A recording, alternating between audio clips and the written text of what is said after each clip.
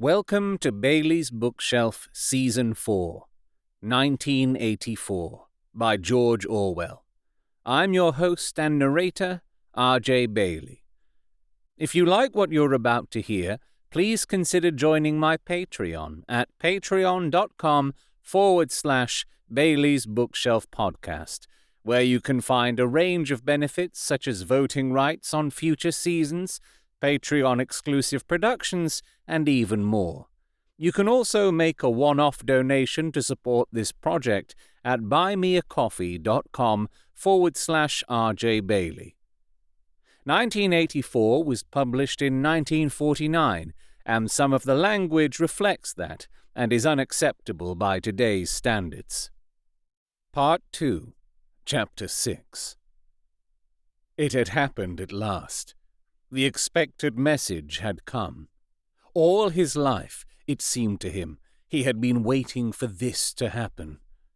He was walking down the long corridor at the ministry, and he was almost at the spot where Julia had slipped the note into his hand when he became aware that someone larger than himself was walking just behind him. The person, whoever it was, gave a small cough, evidently as a prelude to speaking. Winston stopped abruptly and turned. It was O'Brien. At last they were face to face, and it seemed that his only impulse was to run away. His heart bounded violently. He would have been incapable of speaking. O'Brien, however, had continued forward in the same movement, laying a friendly hand for a moment on Winston's arm, so that the two of them were walking side by side. He began speaking with the peculiar grave courtesy that differentiated him from the majority of inner party members. "I had been hoping for an opportunity of talking to you," he said. "I was reading one of your Newspeak articles in the Times the other day. You take a scholarly interest in Newspeak, I believe." Winston had recovered part of his self-possession. "Hardly scholarly," he said. "I'm only an amateur. It's not my subject. I have never had anything to do with the actual construction of the language." "But you write it very elegantly," said O'Brien. "That is not only my own opinion. I was talking recently to a friend of yours who is certainly an expert. His name has slipped my memory for the moment." Again, Winston's heart stirred painfully. It was inconceivable that this was anything other than a reference to Syme. But Syme was not only dead, he was abolished, an unperson. Any identifiable reference to him would have been mortally dangerous. O'Brien's remark must obviously have been intended as a signal, a code word. By sharing a small act of thought crime, he had turned the two of them into accomplices. They had continued to stroll slowly down the corridor, but now O'Brien halted. With the curious disarming friendliness that he always managed to put into the gesture, he resettled his spectacles on his nose. Then he went on. "What I had really intended to say was that in your article I noticed you had used two words which have become obsolete, but they have only become so very recently. Have you seen the 10th edition of the Newspeak Dictionary?" "No," said Winston. "I didn't think it had been issued yet. We are still using the 9th in the records department." "The 10th edition is not due to appear for some months, I believe, but a few advance copies have been circulated. I have one myself. It might interest you to look at it, perhaps." "Very much so," said Winston, immediately seeing where this tended. "Some of the newer developments are most ingenious. The reduction in the number of verbs. That is the point that will appeal to you, I think. Let me see. Shall I send a messenger to you with the dictionary? But I am afraid I invariably forget anything of that kind. Perhaps you could pick it up at my flat at some time that suited you. Wait, let me give you my address." They were standing in front of a telescreen. Somewhat absent-mindedly, O'Brien felt two of his pockets and then produced a small leather-covered notebook and a gold ink pencil. Immediately beneath the telescreen, in such a position that anyone who was watching at the other end of the instrument could read what he was writing, He scribbled an address, tore out the page, and handed it to Winston.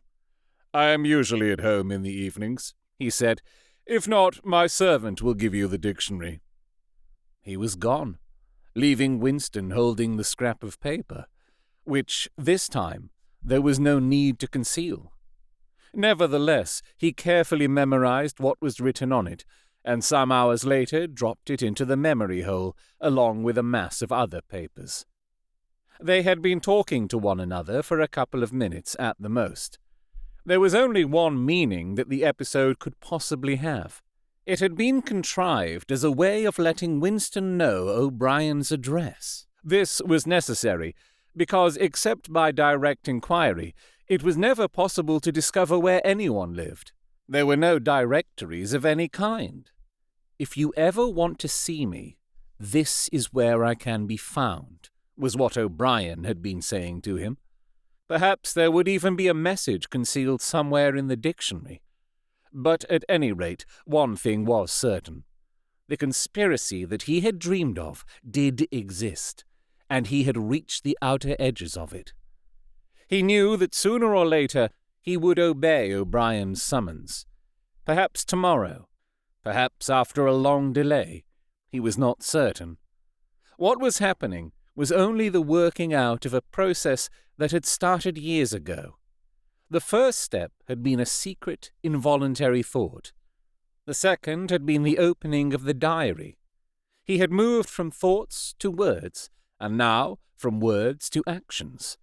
The last step was something that would happen in the ministry of love. He had accepted it. The end was contained in the beginning.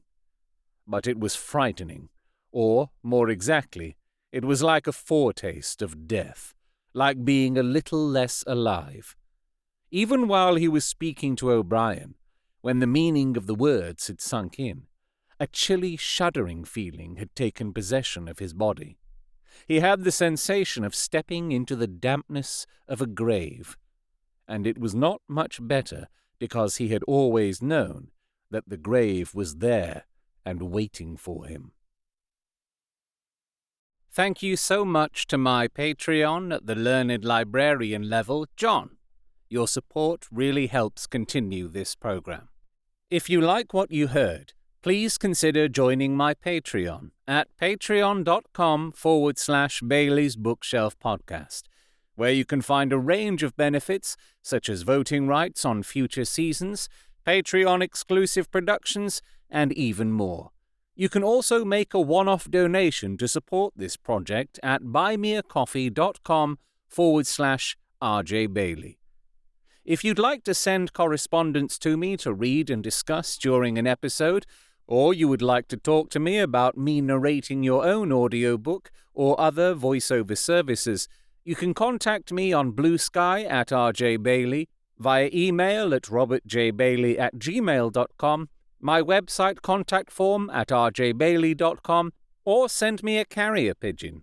All pigeons know who and where I am at all times. Simply whisper my name in their ear.